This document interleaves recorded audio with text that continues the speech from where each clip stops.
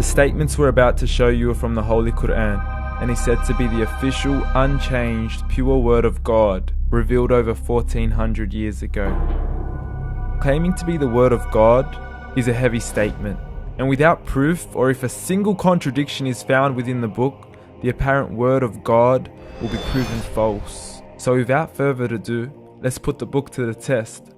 In the 23rd chapter, titled The Believers, from the 12th to the 14th verses, God is said to give a detailed description of how the human being is formed. It begins by saying, "We then placed him as a sperm drop in a place of settlement, firmly fixed. Then we made the drop into a alaqa." We will translate this word very soon. "And then we changed the alaqa into a lump. Then we made out of that lump into bones. And then we clothed the bones with flesh. Then we caused him to grow and come into being and attain the definitive human form." In the 21st century, we can now safely say that this verse is clearly describing the process of human development in correct chronological order. However, what we should be paying attention to in particular is the second stage, referring to the development of the embryo.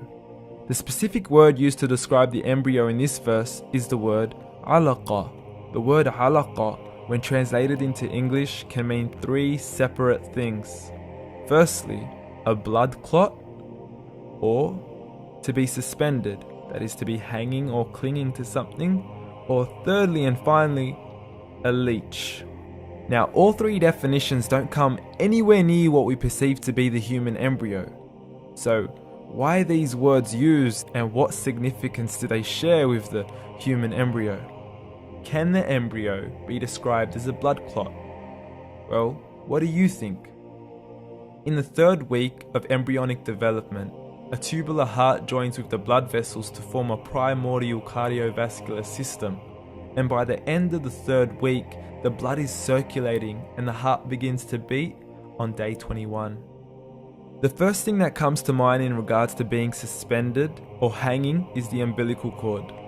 But we can't use that example because we are simply referring to step 2, before the baby has even formed. But we now know today that the umbilical cord is formed from the connecting stalk. And the connecting stalk is formed as soon as the embryo is formed. The embryo's connecting stalk has even been described by John Allen and Beverly Kramer as an object to suspend the developing embryo in the extra-embryonic column. So an embryo is suspended and does have a strong resemblance with the blood clot.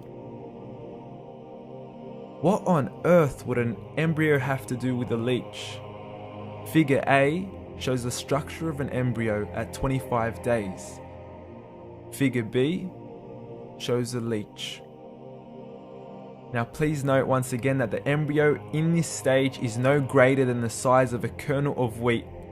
This is an X-ray of the embryo at 22 days. This is the internal structure of a leech. It's mind-blowing stuff, but you still haven't seen anything yet. This is the head of the embryo at 22 days. The detail you are seeing right now is absolutely impossible to be seen with the human eye and can only be seen with a microscope. This is the back end of a leech. There's no other words used to describe this other than mind-blowing. The pictures we have shown you are impossible to be seen with the human eye or even to be predicted by the human mind. Once again, the verses we have shown you were revealed over 1400 years ago to a man who couldn't read nor write. Are these the words of God? Descriptions of the human embryo in the Quran cannot be based on scientific knowledge in the 7th century.